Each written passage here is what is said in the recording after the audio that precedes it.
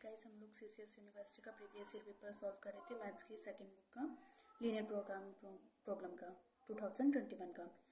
तो मैंने इसमें 2 लेक्चर्स के 3 लेक्चर्स पहले हो चुके हैं जिसमें 77 तक के क्वेश्चंस हमने कर लिए थे। आज 78 तक से स्टार्ट करेंगे। आई होप आपने वो सारे कंप्लीट कर लिए होंगे। तो स्टार्ट करते हैं 77 क्वेश्चन से 78 सॉरी। तो 78 क्वेश्चन में हमसे कहा है कि 78 क्वेश्चन में हमसे कहा है a loop is an order set which has following number of cells. इसमें कहा है जब हम लूप बनाने के लिए हमारे पास कितने सेल्स होने चाहिए। तो इसमें कहा है always even number of cells, हमेशा इवन नंबर वाली सेल्स होनी चाहिए, इवन नंबर में सेल्स होने चाहिए सॉरी। बी ऑड नंबर्स में होनी चाहिए सेल्स। सी ऑलवेज 4 सेल्स, हमेशा 4 सेल होने चाहिए। D none of this.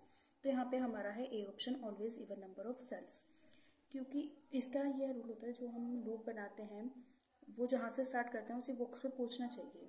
जहाँ से हम लूप बनाने स्टार्ट करते हैं वहीं पे पूछना चाहिए। तो इसके लिए हमेशा हमें इवन नंबर्स ऑफ सेल ही चाहिए होते हैं। और लूप बनाने के लिए मिनिमम कितने चाहिए होते हैं? 4। तो याद रखना अगर मिनिमम पूछे मिनिमम कितने सेल्स चाहिए तो हमारे यहाँ फिर 4 सेल्स आएगा। और अगर इसमें पूछा है कि कितने नंबर ऑफ सेल्स चाहिए तो इवन नंबर ऑफ सेल्स आएगा।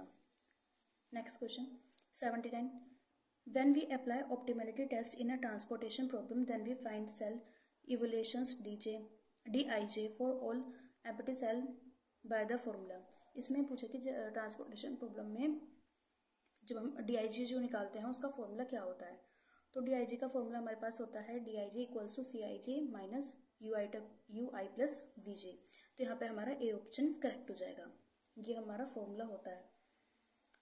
Next 80 question in a transportation problem of order 5/4 the optimality test can be applied to a feasible solution if total number of allocation at independent positions are.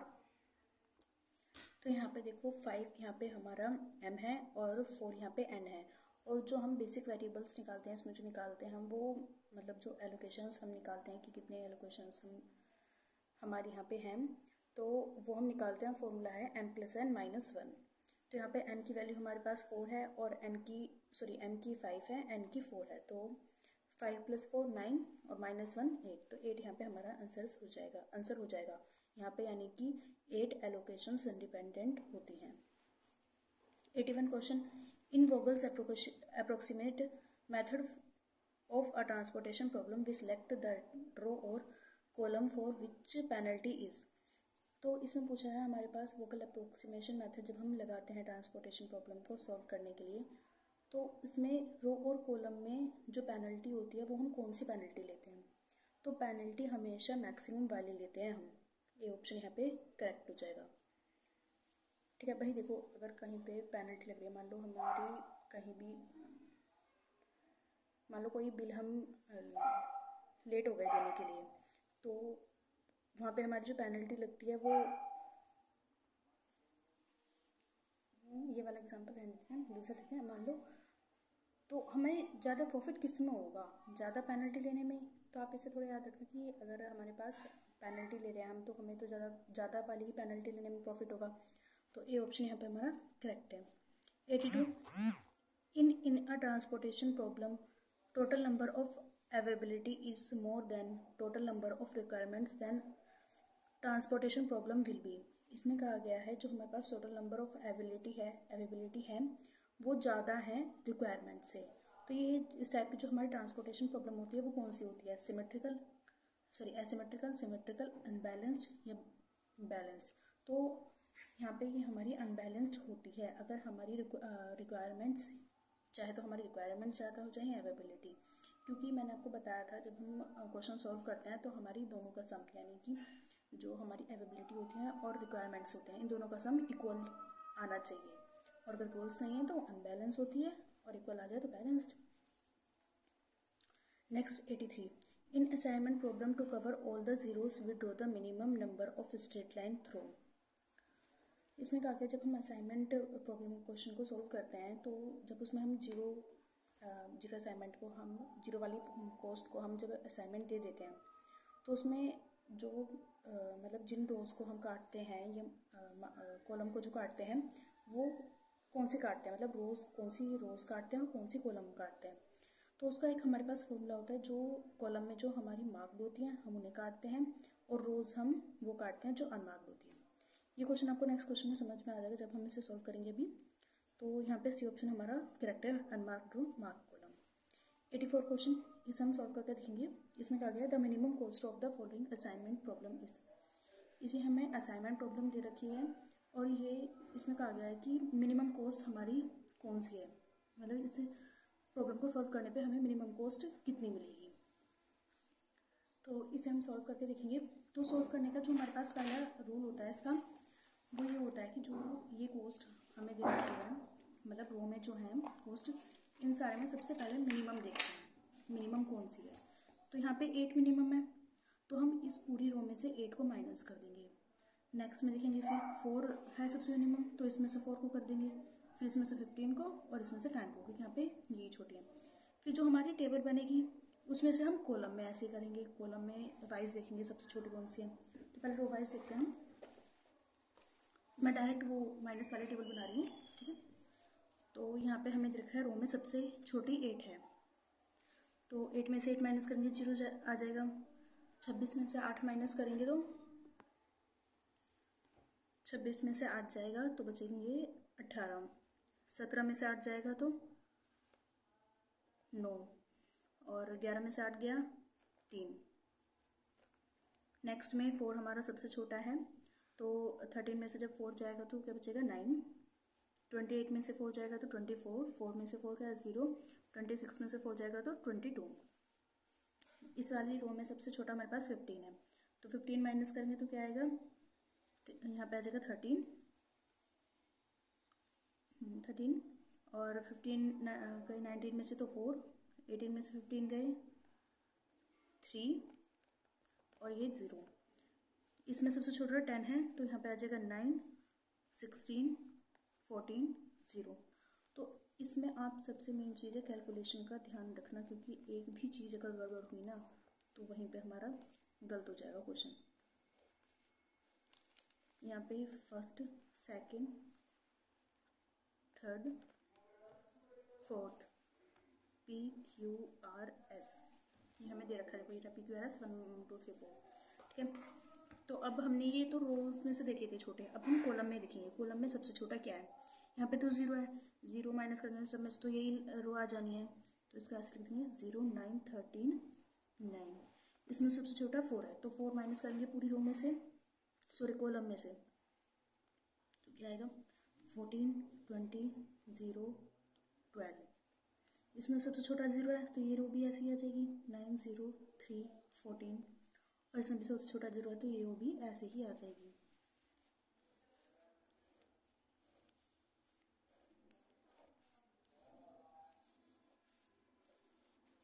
तो देखो अब इसमें हम क्या करते हैं,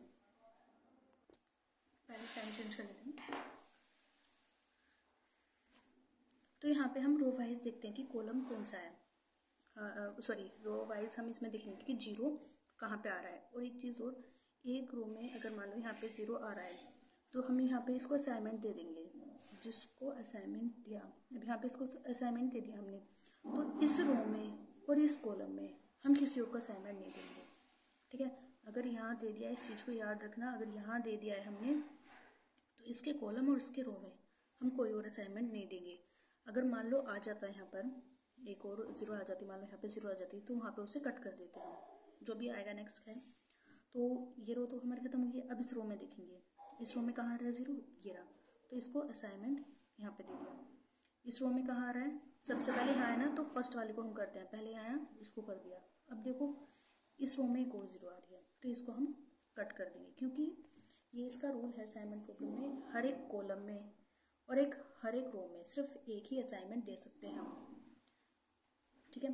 तो यहाँ पे एक दे दिया, नेक्स्ट में आएंगे, नेक्स्ट में यहाँ पे 0 आ रहा है, तो इसको दे देंगे असाइनमेंट। अब यहाँ पे हमें देखना है, देखो इस रो में एक असाइनमेंट हो गया, इस रो में भी एक, इस रो में भी एक और इस रो में भी एक। और हमें क्या चाहिए था इस रूल्स के अकॉर्डिंग कि एक रो में एक ही असाइनमेंट होना चाहिए और एक कॉलम में भी सिर्फ एक ही असाइनमेंट होना चाहिए, और सबको यानी कि जितने हमारे पास कॉलम हैं, जितने भी रो हैं, उन सब में एक एक होना ज़रूरी है, यानी कि कोई भी हम खाली नहीं छोड़ सकते। अगर खाली छोड़ते तो आगे प्रोसेस ये बढ़ता जाता। जिन्होंने चैप्टर किया उन्हें तो खैर पता होगा, जिन्होंने नहीं किया उसके लिए मैंने क्वेश्चन कर दिया है। नेक्स्ट आप खुद से करके देखेंगे, ठीक है। नेक्स्ट अगर कोई क्वेश्चन आया तो आप उसे खुद से करेंगे, और अगर कोई प्रॉब्लम आए तो पूछ लेना कमेंट करके। तो इसमें हमसे कहा गया कि मिनिमम कॉस्ट बतानी है इसकी कि कितनी हो सकती है। तो यहाँ पे देखो, यहाँ पे हमें फर्स्ट दे रखा है, सेकंड दे रखा है, थर्ड, फोर्थ। तो पहले हमें इसके वेज देखने पड़ेंगे, यानी कि जैसे हम जो वेज कैसे देखते हैं, इन्होंने देखो दे रखा है पी के फर्स्ट पे दे रखा है, यानी कि इस कॉलम का नाम रखा है फर्स्ट, इसका सेकंड, इसका थर्ड, इसका फोर्थ, और इस रो का पी, इसका क्यू, इसका आर और इसका एस। तो हम देखेंगे पी जो असाइनमेंट हमने दिया है वो फर्स्ट रो में दिया है, तो पी को हमने दे दिया फर्स्ट। नेक्स्ट जो दिया है क्यू दिया है हमने थर्ड को, और आर जो दिया है वो हमने दिया है सेकंड को, और एस जो दिया है हमने वो दिया है फोर्थ को। यहाँ पे हमारा जो बना ये वे बना है। तो अब इसकी वैल्यूज़ हम जो हमारी फर्स्ट टेबल आई थी हम उसी पे जाएंगे, यानी कि जो हमें क्वेश्चन में दे रखा था, और उसमें देखते हैं हम जो हमारा पी था वो हमने असाइनमेंट दिया था फर्स्ट रो के असाइनमेंट, फर्स्ट रो को दिया था हमने असाइनमेंट पी का। यहाँ पे देखेंगे पी की जो फर्स्ट रो है उसकी वैल्यू क्या है 8, तो हम यहाँ पे 8 लिख देंगे।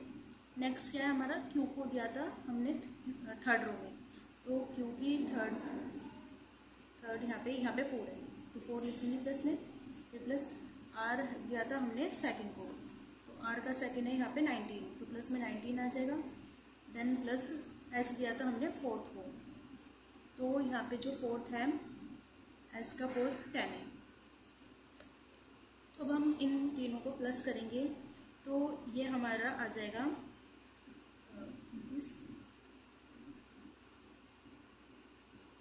41। तो जो इसकी कॉस्ट है, मिनिमम कॉस्ट जो होगी वो हमारी 41 हो जाएगी। तो इसमें से हमारा सी ऑप्शन यहाँ पे करेक्ट हो जाएगा। ये जो मेथड अभी मैंने बताया ये बिल्कुल याद रखना, क्योंकि इस टाइप का एक क्वेश्चन तो आता ही आता है, मिनिमम एक तो आता ही आता है, ठीक है। तो नेक्स्ट पे चलते हैं हम 85 क्वेश्चन पे। 85 क्वेश्चन है हमारा, if a salesman wants to visit n cities, से एक सेल्समैन है जो विजिट करता है एन सिटीज़ को, then total number of his possible routes will be. तो इसमें हमें पॉसिबल रूट्स बताने हैं कितने।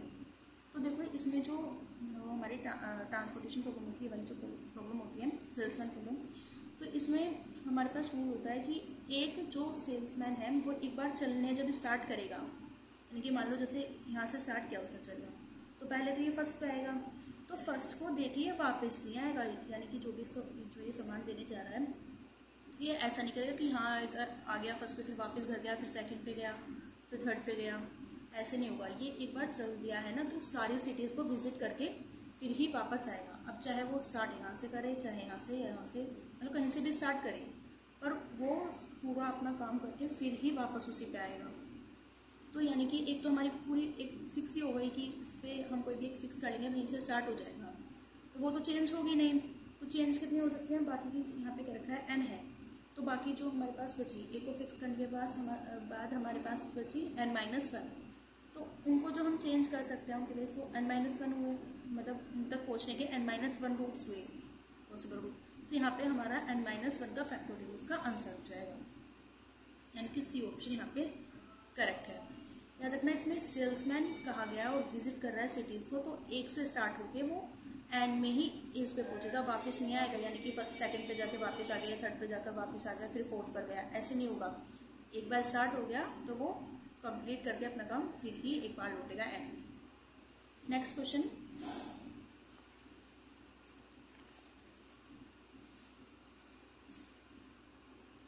नेक्स्ट क्वेश्चन है हमारे पास 46। इसमें पूछा है in how many ways 6 worker can complete 6 work in one work is given to each worker. तो इसमें हमसे कहा है कि हमारे पास कोई 6 वर्क हैं, उन्हें 6 वर्कर्स हैं और हमारे पास 6 वर्क ही हैं, 6 ही वर्कर्स हैं और 6 ही वर्क हैं। तो उन्हें हमें उनको मतलब जो जितने भी वर्कर हैं उन सबको वर्क देना है और एक के पास एक ही वर्क होना चाहिए। तो इसको तो भाई कोई फिक्स नहीं है कि हमने एक को दे दिया दूसरे को नहीं दिया, दूसरे के मतलब दूसरे के पास जाके वापस नहीं आ सकती, इसमें तो ऐसा कुछ है नहीं। तो इसको जो इसके जो वेज होंगे यानी कि वर्क देने के, वर्कर्स को कोई काम देने की जो जितने भी वेज हो जाएंगे वो फैक्टोरियल 6 ही हो जाएंगे। तो इसमें आप याद रखना, ट्रांसपोर्टेशन प्रॉब्लम जब आ रही है सेल्समैन वाली प्रॉब्लम, तो उसमें से एक कम करके तब फैक्टोरियल लेते हैं, और ऐसे वाले क्वेश्चंस में हमें जितने ही हमारे पास वर्कर हैं या वर्क्स हैं उतने का ही फैक्टोरियल लेते हैं। तो यहाँ पे जो हम लेंगे वो 6 का फैक्टोरियल लेंगे, और जब उसे सॉल्व करेंगे 6 के फैक्टोरियल को तो वो हमारा 720 आएगा। आप मल्टीप्लाई करके देख लेना, 6 का फैक्टोरियल सॉल्व करोगे तो 720 आएगा। Next 87 question, the cost matrix of N unbalanced assignment problem is always. जो अनबैलेंस्ड असाइनमेंट प्रॉब्लम होती है वो हमारे पास वो कैसी होती है, rectangular matrix, scalar matrix, diagonal matrix या स्क्वायर मैट्रिक्स। तो याद रखना, जो हमारे पास अनबैलेंस असाइनमेंट प्रॉब्लम होती है वो तो हमारे पास रेक्टेंगुलर होती है, और हमें जो चाहिए होती है वो कौन सी होती है, बैलेंस्ड। और बैलेंस्ड की जो शेप होती है वो हमेशा स्क्वायर होती है। भाई स्क्वायर क्या होता है कि उसकी जो साइड्स हैं वो इक्वल होती हैं, तो इसमें भी ऐसे होता है रो और कॉलम्स इक्वल ही लेनी है हमें, तो जब वो इक्वल्स होते हैं तो ये स्क्वायर बन जाता है। लेकिन यहाँ पे हमसे पूछा है अनबैलेंस्ड, तो अनबैलेंस से इसका मतलब कि जैसे ये वाला ही ले लो, मान लो हमारे पास ये रो नहीं दी है, ये डी वाली नहीं दी है कॉलम, सॉरी ये डी वाला कॉलम नहीं दिया है, तो यहाँ पे 3 हो गए, यहाँ पे 4। अगर अब देखें तो ये तो रेक्टेंगुलर बन गया, लेकिन अगर डी भी है तो यहाँ पे हमारा ये क्या बना हुआ है, स्क्वायर, क्योंकि ये हमारी बैलेंस्ड है, यानी कि जितनी रोज हैं उतनी ही यहाँ पे कॉलम्स हैं। तो यहाँ पे अनबैलेंस पूछा है तो हमारा ए ऑप्शन करेक्ट हो जाएगा, rectangular matrix. 88 question, which of the following method is use for solving the assignment problem. इनमें से कौन सा मेथड है जो हम यूज़ कर असाइनमेंट प्रॉब्लम को सॉल्व करने के लिए यूज़ करते हैं। मोडी मेथड, तो ये ट्रांसपोर्टेशन प्रॉब्लम में यूज़ होता है हमारा। ग्राफिकल मेथड, ये हमारा LPP यानी कि लीनियर प्रोग्रामिंग प्रॉब्लम चैप्टर है उसमें यूज़ होता है। सिंप्लेक्स मेथड तो आपको तो पता ही है, तो अलग ही चीज़ है। और सी हंगेरियन मेथड, तो यही हमारा है जो असाइनमेंट प्रॉब्लम में यूज़ होता है, तो यहाँ पे हमारा सी ऑप्शन करेक्ट हो जाएगा। 89, how many type of travelling salesman problem are there. Travelling salesman problem जो है वो कितने टाइप की होती है, तो वो 2 टाइप्स की होती हैं, एक सिमेट्रिकल और एक एसिमेट्रिकल, तो बी ऑप्शन यहाँ पे हमारा करेक्ट है 2। 90 question, if the distance, time और cost between every pair of cities depend upon the direction of journey, then salesman routing problem is said to be। हमारे पास यानी कि जो सेल्समैन प्रॉब्लम वाली जो सेल्समैन की जो प्रॉब्लम है रूट वाली, जो भी हमने पहले देखा था क्वेश्चन जो थे, ऐसे वाली प्रॉब्लम्स में अगर जो प्रॉब्लम हमारी डिस्टेंस, टाइम और कॉस्ट इन पर, अगर डिस्टेंस, टाइम और कॉस्ट ये तीनों ही डिपेंड करता है डायरेक्शन पर, अगर ये तीनों ही डायरेक्शन पर डिपेंड कर रहे हैं तो हमारी जो प्रॉब्लम होती है वो हमारी एसिमेट्रिकल प्रॉब्लम होती है, यानी कि डी ऑप्शन यहाँ पे हमारा करेक्ट हो जाएगा, asymmetrical. 91 question, the diagonal element of the cost matrix are always infinite in which of the following problem is. इसमें कहा गया जो हमारी कॉस्ट मैट्रिक्स होती है अगर उसके डायगोनल में इनफाइनाइट हो तो कौन सी प्रॉब्लम होती है हमारी, assignment problem, transportation problem, travelling salesman routing problem या नॉन ऑफ दिस, तो वो हमारी होती है ट्रैवलिंग सेल्समैन रूटिंग प्रॉब्लम, तो यहाँ पे हमारा सी ऑप्शन करेक्ट हो जाएगा।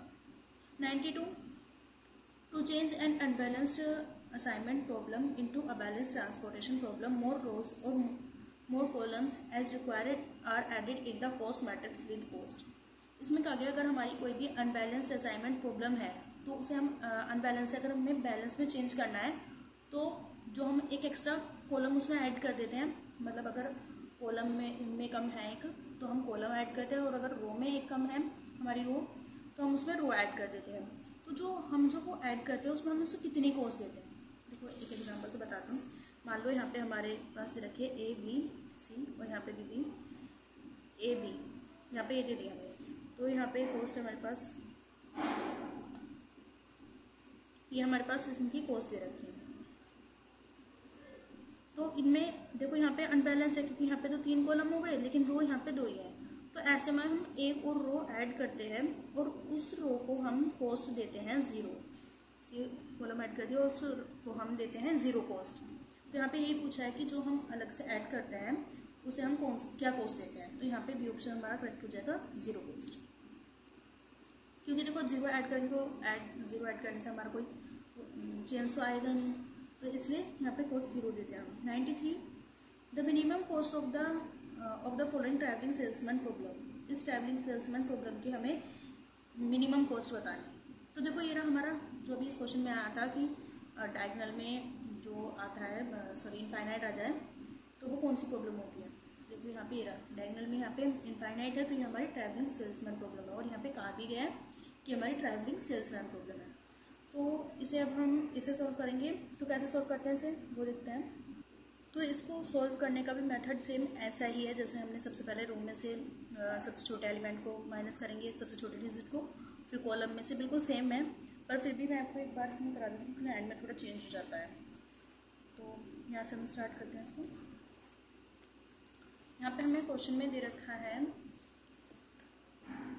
ये रहा हमारा क्वेश्चन, इसमें हमारा सबसे छोटा जो रो में एलिमेंट है वो 3 है। तो अगर हम 3 माइनस करेंगे इसमें से तो इनफाइनाइट ही रहेगा। यहाँ पे आ जाएगा 1 4 और यहाँ पे 0 1 4 0, तो ये लिख लेते हैं इनफाइनाइट 1 4 और 0। नेक्स्ट जो हमें दी है वो दी है ये वाला इनफाइनाइट, तो ऐसे ही आ जाएगा। नेक्स्ट छोटी है हमारी 3, तो 3 माइनस करेंगे तो यहाँ पे आएगा 1, नेक्स्ट आएगा हमारा 3 और फिर 0। नेक्स्ट छोटी हमारे पास 6 है तो ये हो जाएगा 1 0 1। नेक्स्ट छोटी 3 है हमारे पास 0 3 4 इनफाइनाइट। ये हमारे पास मैट्रिक्स न्यू मैट्रिक्स बन गई।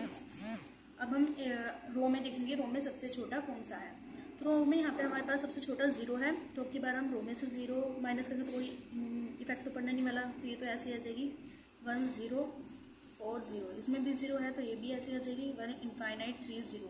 यहाँ पे भी 0 है तो ये मतलब खैर में करने की नीड ही नहीं थी क्योंकि सब में 0 आ रहा है, तो रहने इसको फिर वही सब में 0 आ रहा है रो में, तो कुछ भी 0 में से सब में से अगर 0 माइनस करेंगे तो वो तो वही मैट्रिक्स बन जाएगी।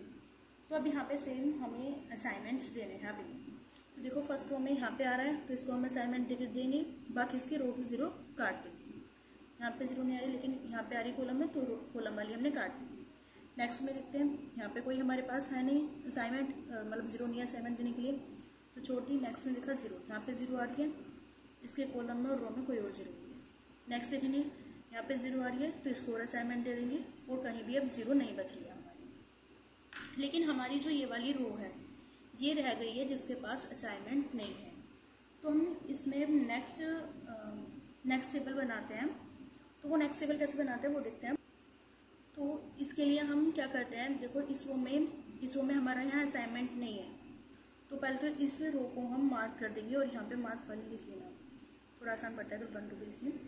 तो यहाँ पे मार्क 1 लगा दिया। अब इसके कॉलम में आप देखो कि कहाँ पर ऐसा है कि हमने असाइनमेंट दिया है, इसी कॉलम में कहाँ पर असाइनमेंट दिया है, तो वो यही वाली है, यहाँ पे हमने असाइनमेंट दे रखा है, तो ये वाली हमारी मार्क हो जाएगी 2।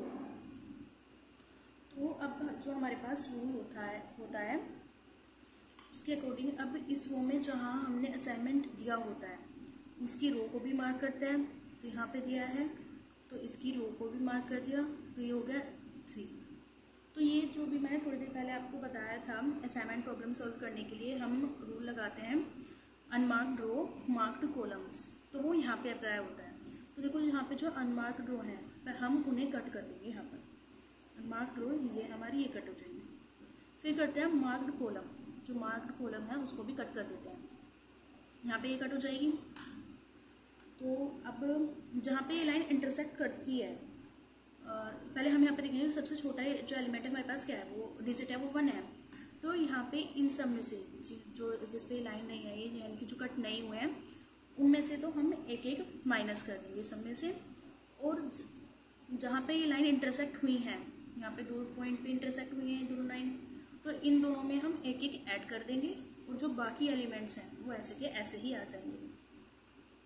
तो इनफाइनाइट ऐसे आ जाएगा, 1 में से 1 माइनस करेंगे तो 0, 4 में से बन गया 3 और 0 ऐसे ही, 1 में से बन गया 0 इनफाइनाइट ऐसे ही, 3 में से बन गया 2 0 ऐसे ही, 1 ऐसे आ जाएगा, 0 भी ऐसे आ जाएगा, इनफाइनाइट ऐसे आ जाएगा।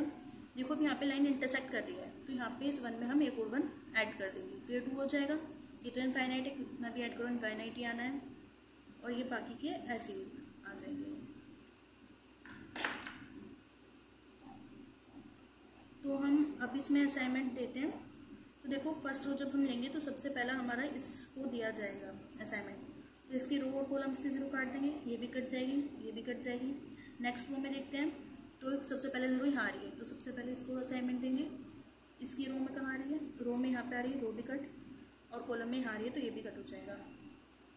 तो देखो यहाँ पे आपके पास ऐसी 2 हमारे पास आ गई हैं रोज जिसमें हमारा कोई भी असाइनमेंट नहीं है, तो अब उन्हें मार्क कर लेंगे हम।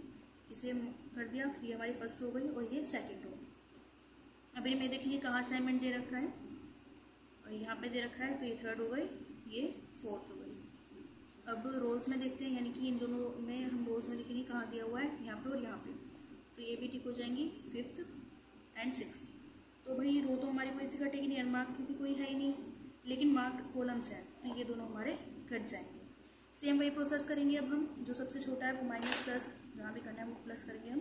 तो यहाँ पे सबसे छोटा 2 है, ये सारे एलिमेंट्स ऐसे रहेंगे क्योंकि कहीं भी आ ही नहीं रही, कुछ भी चेंज नहीं हो रहा, तो बस यहाँ पे से हम एक एक माइनस कर देंगे सब में से, सॉरी 2 माइनस करेंगे, यहाँ पे सबसे छोटा 2 है।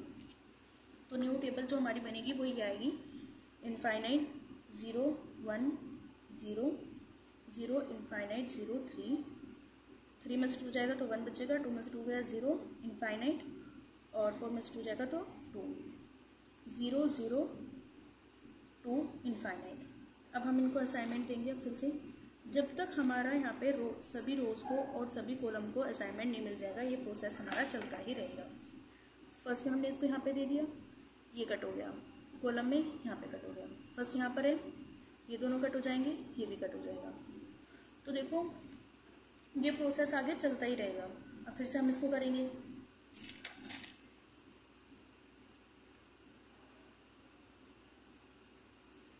ऐसा बहुत कम होता है कि ऐसे क्वेश्चंस आते हैं, बाकी इतने बड़े को क्वेश्चंस देता नहीं कि इतने सारे टेबल बन जाए जिसमें।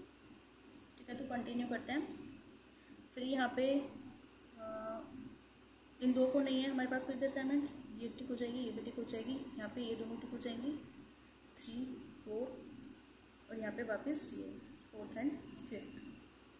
तो कुछ गड़बड़ तो नहीं चल रही हमारी, नहीं ठीक है। तो यहाँ पे मार्क तो सारी मार्क रोज है, तो यहाँ तो कुछ होगा नहीं, बस ये कट जाएंगी मार्क रोज, फिर वही प्रोसेस। अब की बार सबसे छोटा 1, तो यहाँ पे 1 में से 1 माइनस करेंगे 0, ये 0 ऐसे आएगा, 0 इनफाइनाइट 0 0 1 0 इनफाइनाइट, 2 में से 1 जाएगा 1 0 3, 2 में से 1 गया 1, और यहाँ पे इनफाइनाइट ऐसे।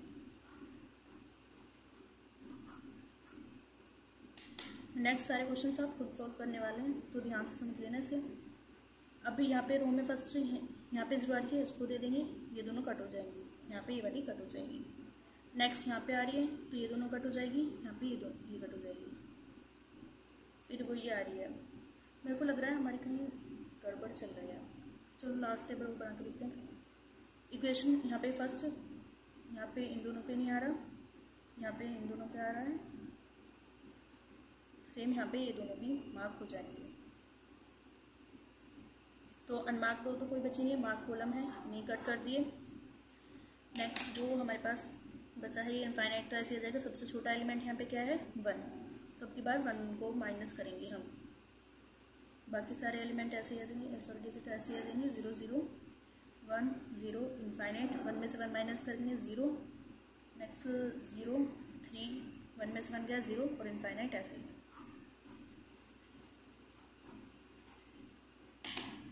तो यहाँ पे फर्स्ट हमने यहाँ दे दिया, ये दोनों कट हो जाएंगे, यहाँ पे कट हो जाएगा, यहाँ पे इसे देंगे, ये दोनों कट हो जाएंगे, यहाँ पे इसे दे दिया तो ये कट हो जाएगा। मेरे को लग रहा है इस क्वेश्चन में कुछ प्रॉब्लम चल रही है,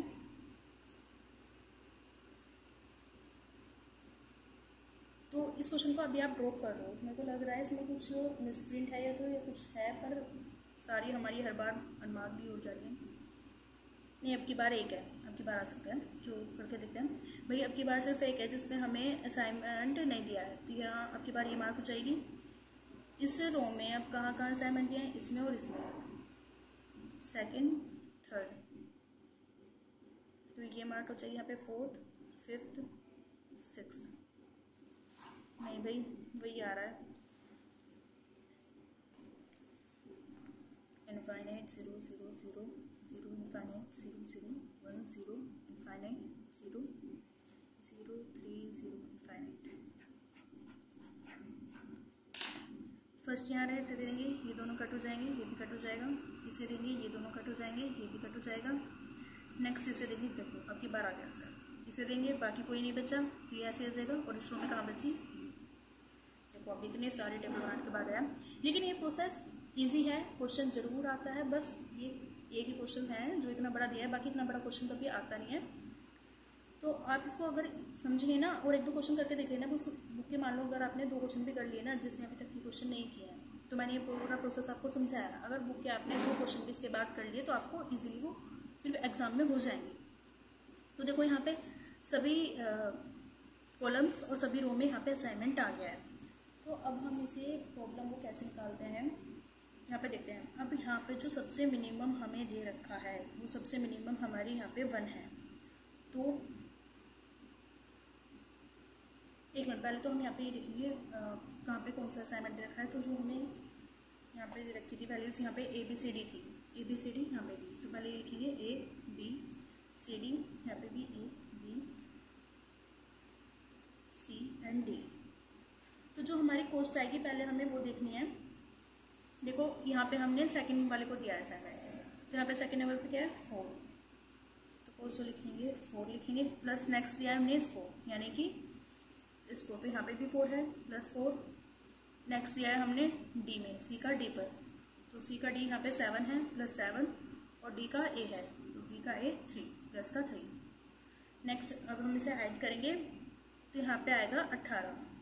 तो यानी कि जो हमारी कॉस्ट आएगी, जो यहाँ पे जो मिनिमम यहाँ पे हम 1 लेंगे। अब हमें ये देखने से कम कॉस्ट भी हो सकती है क्या। तो यहाँ पे जो सबसे मिनिमम है वो हमारे यहाँ पे 1 है। अगर अब हम 1 को लेके चल रहे हैं कि 1 अगर कॉस्ट ली जाए, 1 को इंट्रोड्यूस करें अगर हम यहाँ पे, तो हमारी कॉस्ट कितनी आएगी। तो देखो जब हम 1 को लेके चल रहे हैं ना, तो ज़्यादा से ज़्यादा जो इसकी कॉस्ट हमारी बढ़ेगी वो बस इससे 1 ही बढ़ सकती है और ज़्यादा नहीं बढ़ सकती इसमें, ठीक है।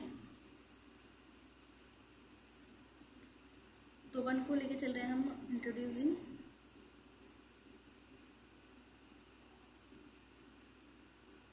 वन कहाँ पे हमारा सी का ए पर, तो सी ए। एक चीज़ हो जो इसका हमारा शेड्यूल बनेगा वो मैं यहाँ लिख रही हूँ। इसका शेड्यूल जो हमारा बना है वो क्या बना है, देखो ए को हमने असाइनमेंट दिया है बी को, यानी कि ए रो का बी कॉलम को दिया असाइनमेंट, तो यहाँ पे लिखेंगे ए रो का बी पे गया, फिर देखेंगे बी रो का किस पे गया, यहाँ पे बी है तो बी रो देखेंगे, बी रो का वापस ए। तो ऐसे तो होता नहीं, सेल्समैन ट्रैवलिंग सेल्समैन प्रॉब्लम में बताया था कि रूट वो पूरा अपना काम करके फिर ही वापस आएगा, तो ये तो हो नहीं सकता। लेकिन यहाँ पे ख़त्म हो गया तो हम नेक्स्ट सीखेंगे। ए बी हमारा आ गया तो सी पे चलते हैं। सी ने दिया है डी को असाइनमेंट, तो एक बनेगा सी से डी और डी से वापस सी पे आ गया। तो इसका जो शेड्यूल बना हमारा, शेड्यूल जो बना वो हमारा ये बना था। अब हम जब सी का ए पे कर दे रहे हैं, इंट्रोड्यूस किया हमने, सी का ए पे है हमारा क्योंकि 1, अगर मान लें सी ने दिया है 1 ए को दिया है असाइनमेंट, तो क्या बनेगा। तो पहले हम ये लिखेंगे सी से ए पे गया, अब देखो ए का किस पे गया, बी पर, बी आ गई, बी का किस पे गया, वापस ए पर,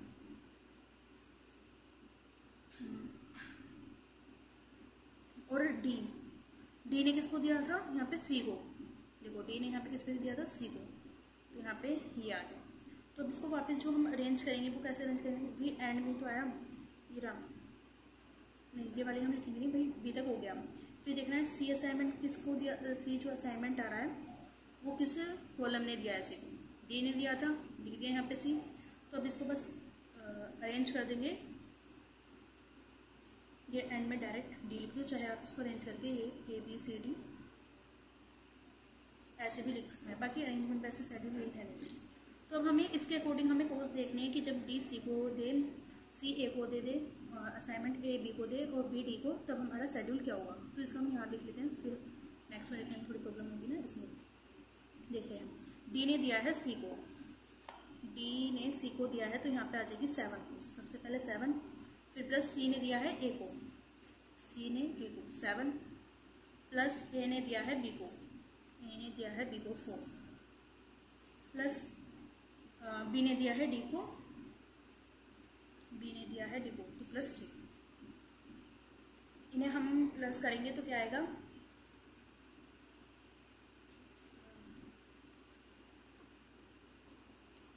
तो यहाँ पे जब हम इन्हें ऐड करेंगे तो क्या आ जाएगा, हमारे यहाँ पे आ गया 14, 18, 21। लेकिन देखो जब हमने यहाँ पे 1 इंट्रोड्यूस किया था तो एक ही कॉस्ट बढ़नी चाहिए थी, लेकिन यहाँ पे कितनी बढ़ गई, 18 से ज़्यादा 3, तो ये तो हमारा कैंसिल हो जाएगा, ये हम नहीं लेंगे। नेक्स्ट 3 लेंगे, लेकिन मेरे को लग रहा है इस क्वेश्चन में कहीं ना कहीं गड़बड़ चल रही है, क्योंकि इसका आंसर ना, एक मिनट देखते हैं आंसर क्या आएगा इसका आंसर 19 आना चाहिए, तो पक्का हमारा कहीं ना कहीं गड़बड़ हुई है भाई कैलकुलेशन में। तो अब इतना बड़ा फिर से मैं वीडियो में कराऊँ तो थोड़ा दिक्कत होगी, आप खुद से करके देखना। बाकी मैं इसको आपको नेक्स्ट वीडियो में इसका सॉल्यूशन करके फिर आपको मैं समझा दूँगी, पर प्रोसेस बिल्कुल यही है, प्रोसेस ऐसे ही करते हैं। अगर मान लो यहाँ पे हमारा 1 से नहीं आता, लेकिन 1 मान लो यहाँ और यहाँ भी आ रहा होता, तो हम नेक्स्ट जो इंट्रोड्यूस करते हैं वो 1 से डी को इंट्रोड्यूस करते हैं, यानी कि यहाँ पे आ जाता है ए डी, फिर हम उसे ए डी को लेके चलते हैं। नेक्स्ट ऐसी प्रोसेस ये जब तक चलता जाता, जब तक हमें ख़त्म नहीं हो जाता ये। मान लो फिर 1 खत्म हो जाता, नेक्स्ट यहाँ पे जो टर्म बची थी हमारे पास 3, तो हम 3 को इंट्रोड्यूस, यानी कि डी को बी पे इंट्रोड्यूस करके चलते हैं। तो ऐसे करके हमें मिनिमम कॉस्ट निकालनी होती है इसकी। बाकी देखो जिसने क्वेश्चन किया उसको तो आ गया होगा, लेकिन प्रोसेस मैंने आपको समझा दिया है। क्वेश्चन ये जो एक्यूरेट है मैं देखूँगी इसमें क्या मिसप्रिंट है, वो मैं आपको नेक्स्ट वीडियो में बता दूँगी कि इसमें क्या मिसप्रिंट था या हमारी कुछ गलती हो रही थी। जो भी होगा वो मैं आपको इसमें बता दूँगी, बाकी मेथड बिल्कुल यही है, ठीक है। नेक्स्ट देखते हैं हमारा 94 क्वेश्चन। 94 क्वेश्चन बिल्कुल सेम यही है, 94 क्वेश्चन भी,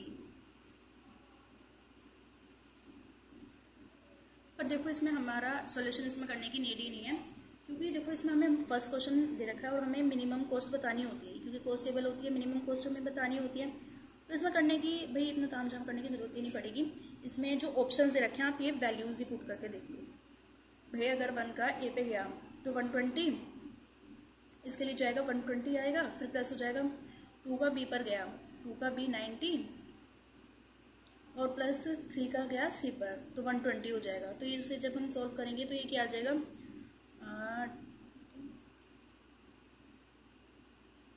340 समथिंग आएगा इसका,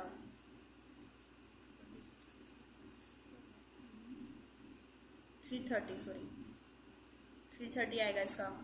नेक्स्ट हम देखते हैं फर्स्ट अगर बी पे गया, ए का बी पे गया 100, प्लस 2 का सी पे गया 110, प्लस 3 का ए पे गया, 3 का ए पर, तो ये आएगा 110। इन तीनों को अगर हम प्लस करेंगे तो 320 आएगा, 110 110 100। तो देखो फर्स्ट का बी पर गया, फर्स्ट का बी, सेकंड का सी, थर्ड का ए, तो इन तीनों को हमने प्लस किया। नेक्स्ट देखते हैं, नेक्स्ट सी जो गया है हमारा फर्स्ट का सी 80 है यहाँ पे, 80 प्लस का 2 का बी क्या है 90, प्लस 3 का ए गया है 110 पे, 110। इन तीनों को प्लस करेंगे तो क्या आएगा, 280 आ जाएगा ये। नेक्स्ट इसको सॉल्व करेंगे, अगर फर्स्ट का सी 80 प्लस का 2 का ए 70, 3 का बी 140। इन तीनों को ऐड करेंगे तो क्या आएगा, 290 के आसपास आएगा ये, प्लस का करेंगे चलो 290 ही आएगा ये, 390 आएगा। तो यहाँ पे हमें मिनिमम बतानी होती है, जो ट्रैवलिंग सेल्समैन सिस्टम है इसमें हमें मिनिमम कॉस्ट बतानी होती है कि भाई जो वो उस रूट पे ऐसा रूट बताना होता है कि जिस रूट पे वो उसके पैसे खर्च हो और काम भी हो जाए। तो उसके लिए हमें सबसे मिनिमम निकालना होगा, फिर जहाँ पे हमारी कॉस्ट सबसे कम खर्च हो। तो यहाँ पे सबसे कम देखो यहाँ पे आ रही है हमारी इस ऑप्शन पे 280 आ रही है, तो यहाँ पे हमारा सी ऑप्शन करेक्ट हो जाएगा। 95 To convert a maximum assignment problem into a minimum assignment problem, we get the modified matrix by doing the following. अगर हम मैक्सिमम असाइनमेंट प्रॉब्लम को चेंज करें मिनिमम असाइनमेंट प्रॉब्लम में, तो हमें क्या करना होता है उसमें, subtract each element of the matrix from greatest element of the matrix, या फिर multiply by -1 in each element of the matrix. देखो इसमें क्या रखा है, अगर हमारे पास मैक्सिमम असाइनमेंट प्रॉब्लम नहीं रखी है, उसे हमें मिनिमम में चेंज करना है, तो या तो हम उसके में माइनस साइन की मल्टीप्लाई कर देंगे, ये बात भी बिल्कुल सही है भाई, माइनस कर दो, जो सबसे बड़ी है जो टर्म है वो सबसे छोटी हो जाएगी फिर। और अगर ये हमारा बी ऑप्शन था, और ए ऑप्शन में हमसे कहा गया है कि ईच एलिमेंट में से सब्ट्रैक्ट कर दो जो सबसे बड़ा एलिमेंट है, ये भी बिल्कुल सही है। अगर हमारे पास यहाँ पे तो हमें क्या रखा है, देखो बाकी क्वेश्चन में हमें कह के चलता है कि ये मिनिमम कॉस्ट के लिए है। देखो यहाँ पे रखा है कि मिनिमम कॉस्ट टेबल है, सारे क्वेश्चन में भी कहा गया था ये मिनिमम कॉस्ट टेबल है, लेकिन अगर वो कहते हैं मैक्सिमम है, तब हमें क्या करना पड़ता है, अगर इसमें कह देता है कि मैक्सिमम है ये, तो हमें या तो हम इसमें माइनस साइन से मल्टीप्लाई कर देते हैं, या फिर यहाँ पे जो इस रो का जो सबसे बड़ा, इस पूरे उसमें जो सबसे बड़ा एलिमेंट है वो है 140, तो पूरे मैट्रिक्स को हम 140 में से माइनस कर देते हैं, तो तब भी हमारी स्मॉल वो मिनिमम कॉस्ट टेबल आ जाती है। तो यहाँ पे हमारे ये दोनों ऑप्शन सही हो जाएंगे, यानी कि सी ऑप्शन हमारा करेक्ट हो जाएगा, आइदर ए और B. 96 question, if in a goal programming di positive and di negative are the deviation variables corresponding of to ith goal, then which of the following is true. तब हमारा यहाँ पे C option correct हो जाएगा, out of di positive and di negative at least 1 is 0, इनमें से कम एक 0 हो जाएगा। Next 97, multi objective optimization problem are said to be. Multi objective optimization ही एक प्रॉब्लम है, गोल प्रोग्रामिंग की प्रॉब्लम होती है ये, तो यहाँ पे हमारा सी ऑप्शन करेक्ट हो जाएगा, ये गोल प्रोग्रामिंग की प्रॉब्लम है। 98, in goal programming problem goals are assigned properties such that. Goals programming problem जो होती है, तो उसमें जो गोल असाइन करते हैं वो गोल्स किसे प्रायोरिटी देते हैं, higher priority goals must be achieve before lower priority goals. तो जो हमारी हम लोअर में से हायर वाली गोल्स को प्रायोरिटी देते हैं, मतलब हमारे पास हायर गोल्स भी हैं और लोअर भी हैं, तो जो हमारे पास हाई होंगे हम उन्हें प्रायोरिटी देते हैं। तो ये था हमारा 98 क्वेश्चन, यानी कि यहाँ पे ए ऑप्शन यहाँ पे हमारा करेक्ट हो जाएगा। 99 क्वेश्चन, तो देखो पहली बात तो ये इसमें से मत कर लेना, क्योंकि इसमें काफ़ी क्वेश्चंस गलत थे जो मैंने लिख के फिर से किए हैं, तो आप इसको देख के मत कंफ्यूज हो जाना, ये तो आपको भी पता होगा, खैर चित्रा में और अंबिका वगैरह में इसमें काफ़ी क्वेश्चंस गलत होते हैं, और यहाँ पे लिखा भी है कि गलती हुई तो ये कोई रिस्पॉन्सिबल नहीं है इसके लिए, तो आप इसमें से कॉपी मत करना। 99 क्वेश्चन पे चलते हैं। 99 है, इन goal programming the deviation variable di negative represent. जो गोल प्रोग्रामिंग प्रॉब्लम में di वेरिएबल होता है, ये क्या रिप्रेजेंट करता है, तो वो होता है अंडर अचीवमेंट को, यानी कि सी ऑप्शन यहाँ पे हमारा करेक्ट है। 100 क्वेश्चन, लास्ट क्वेश्चन इस पेपर का, who wrote the first book on goal programming. Goal programming की जो फर्स्ट बुक है वो किसने लिखी थी, तो वो लिखी थी ली एंड इग्निजियो, यानी कि डी ऑप्शन यहाँ पे हमारा करेक्ट है।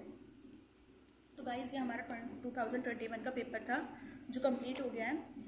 तो इसमें जो ये वाला क्वेश्चन था, हमारी जो पोस्ट नहीं आई थी, ये मैं आपको नेक्स्ट वीडियो में बता दूंगी इसका कैसे निकालना है। बाकी जिन्होंने कर रखा है उनका तो वो अपने तरीके से करके देखना, खैर अपना तरीका क्या यही है तरीका तो सॉल्व करने का। तो और जिन्होंने ये नहीं किया था तो तरीका मैंने आपको बता दिया है, आप खुद से भी करके देखना। बाकी मैं इसमें नेक्स्ट वीडियो में आपको बता दूँगी क्या प्रॉब्लम थी इस क्वेश्चन में, हमारी प्रॉब्लम होती है इनकी है जो भी, वो मैं आपको नेक्स्ट वीडियो में बता दूँगी। तो अगर वीडियो अच्छी लगी तो लाइक करना, शेयर करना, कोई प्रॉब्लम आए तो कमेंट करके पूछ सकते हैं आप, कमेंट करना, मैं आपको रिप्लाई जरूर दूँगी। और जो इसका प्रीवियस पार्ट्स हैं वो मैंने आपको उसकी प्लेलिस्ट मैंने डिस्क्रिप्शन में मेंशन कर दिया, आप वहाँ जाके उसे देख सकते हैं। और फर्स्ट वाला जो पार्ट है उसको पक्का ही कर लेना, ठीक है। तो बाय गाइस, मिलते हैं नेक्स्ट वीडियो में जिसमें हम क्वेश्चन पेपर 2020 का सॉल्व करेंगे। Bye guys.